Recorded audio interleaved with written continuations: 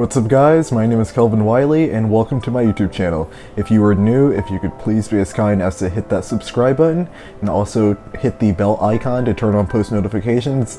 That way you're alerted every time that I post a new video. So in today's video, I'm going to be building a basic enclosure for a Malaysian Cherry Red Centipede, a Scolopendra dehaani. I'm also going to be giving general care and information about the centipede as well. I really don't have anything else to say, so let's just get right into the video. So before I go ahead and build the enclosure for the giant centipede, I'm just going to give some general information about them. So I'm just going to take this guy out really quick to show you him up close. I'm not really sure if it's male or female, but so let's get him out.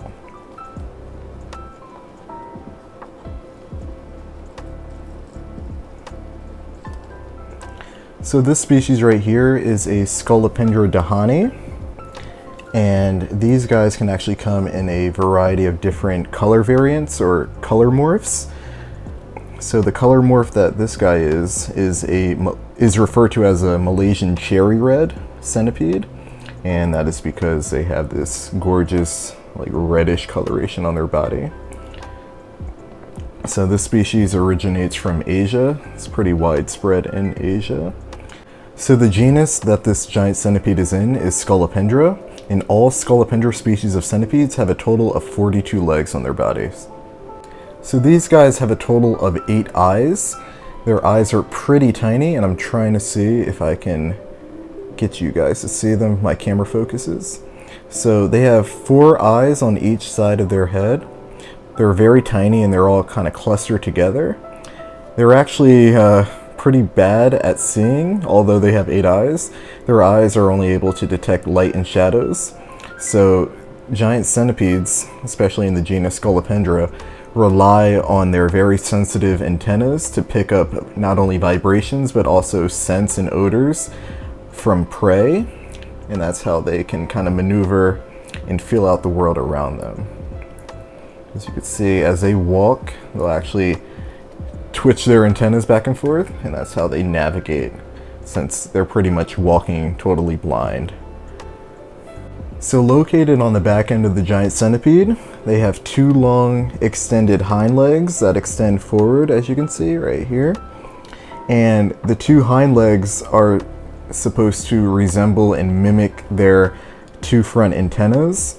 And the reason for that is so if a predator were to mistake the hind legs as its antennas, its head basically, the predator would go and attack the back end of the centipede, which leaves the centipede's head exposed to turn around and bite the predator, the attacker, and leave a pretty nasty bite, because all centipede species are venomous. And now it depends on the species. Some are more venomous than others. Some smaller species will just leave a pretty, tame bite, if they envenomate you. But large species, such as this species that I'm holding right now, Scolopendra dehaani, they are known to have a pretty nasty, excruciating bite. And so located at the head of the centipede, you have these 2 pincer-like appendages. Let me see if I can get the centipede still and in focus so that you can see them better. You see those 2 black tips right there? Those 2 black sharp pointy appendages?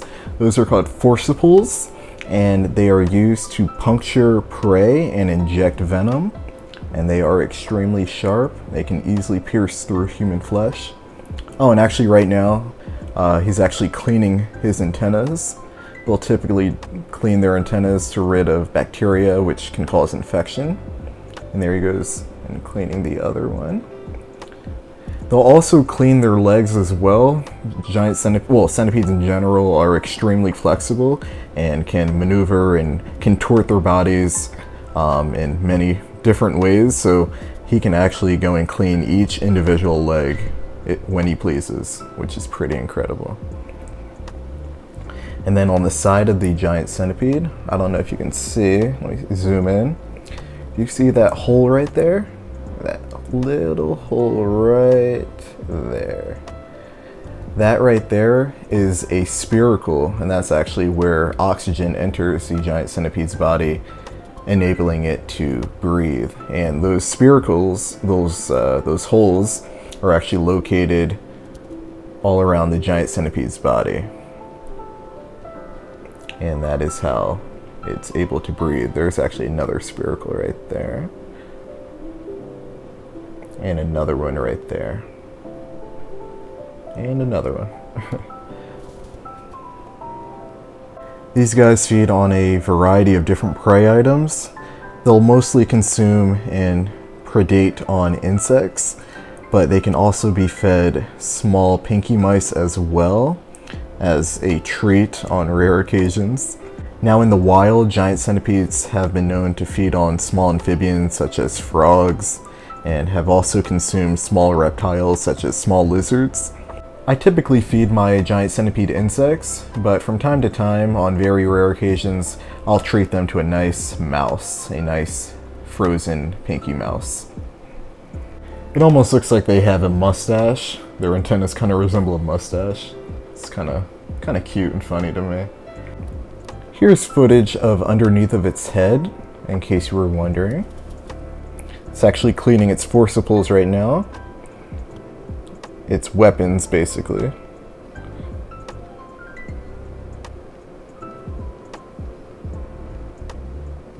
And there it goes, and now it's cleaning its antennas.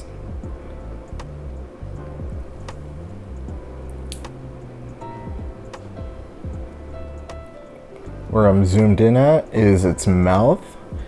That little oval with the line going through it, that's its mouth. And that is where food enters in, of course. Alright, so now I'm going to put him back in his temporary enclosure, and I'm going to now build a nice, basic, easy enclosure for this giant centipede.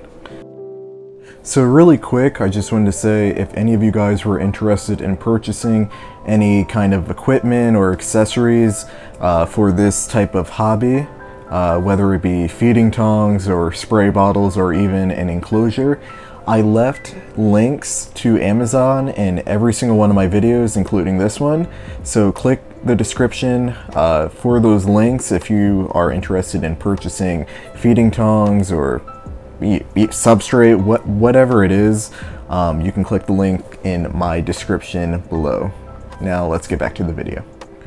Now, when picking out an enclosure for a giant centipede, that's probably one of the most crucial parts, and that is because they are mini escape artists and can squeeze and push themselves through very small cracks and holes, which can be very frustrating because I can imagine none of you would want a loose giant centipede crawling around in your house somewhere. So I went ahead and bought this nice enclosure from Herp Cult, and here's their information if you want to go and look them up. They make fantastic enclosures. I'll put a link in the description to their website if you would like to order an enclosure from them. But the enclosure that I went ahead and picked out is an amazing, suitable enclosure that is perfect for housing a giant centipede in. So this is the enclosure right here. Has a sliding top to it, a sliding lid. And then not only that, but it also has magnets right here. So when you slide it in, watch. Hold on, let me get a close-up of this. Oops. It locks in place due to the magnets connecting. So I thought that was pretty cool. Alright, so the first thing in making your enclosure for a giant centipede, and like I said earlier, this is just a basic, easy instructional video on making an enclosure. So you can add anything you want to it. I'm just gonna go and make a basic enclosure just to give you an idea of you know, how to make one, and if you want to add your own stuff, go right ahead, go for it. So the first thing that you're going to need is some substrate. I like to use Eco Earth as my substrate, coconut fiber. So I'm just going to pour some of that in.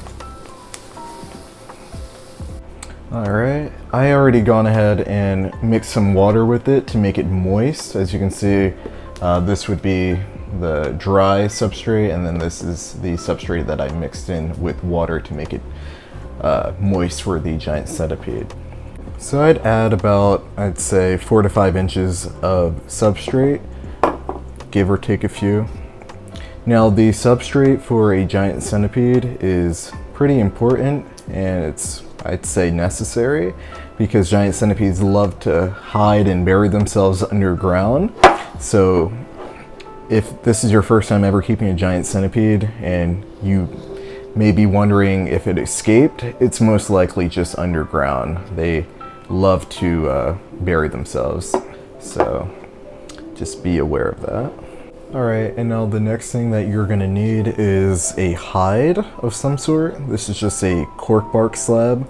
So not only will the giant centipede hide under the substrate, they'll also typically hide under like an object of some sort. So you can use a large rock, or you can use some cork bark, or whatever you want. So I'm just going to lay that right here for it. Alright. And now the last thing that you're going to need is some water, so a water dish. Now I went ahead and put filtered water in it. I typically try to stay away from tap water, just for my own personal preference, but you know, you can use whatever you want. But I like to go ahead and use filtered water. So just keep the giant centipede hydrated just in case it gets thirsty. And now the last thing that you're going to need is your giant centipede. So I'm just going to go ahead and open this to put it in its all new enclosure.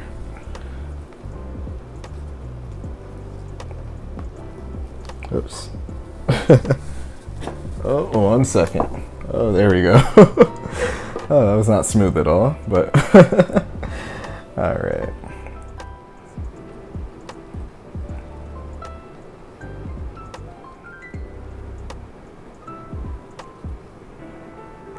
Yep, see? There we go. Like I said, they like to hide under objects. Yeah, I can't even talk. Objects. Hello. You like your new home? Now, before I go and end this video, I just want to see if my giant centipede will eat.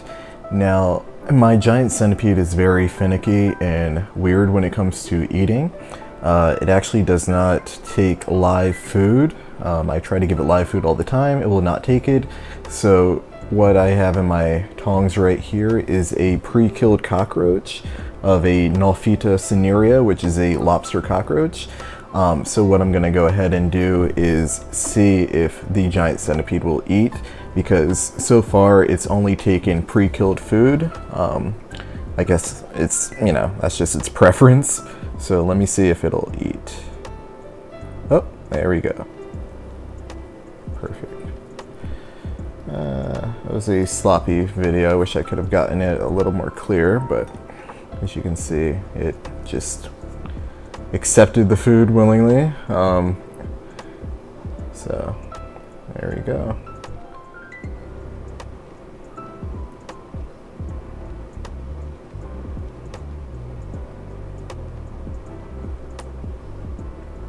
All right, so I'll put the giant centipede back in its enclosure. Okay. All right, so that is going to conclude the video. Let me just end by putting the lid on. There we go. Awesome. All right, so I hope you guys enjoyed the video. Thank you guys so much for watching. If you liked the video, please leave a like and a comment. And if you are new, if you could please hit that subscribe button and also hit the bell icon to turn on post notifications. That'd be very, very helpful and much appreciated. So thank you guys again, and I will see you guys in the next video.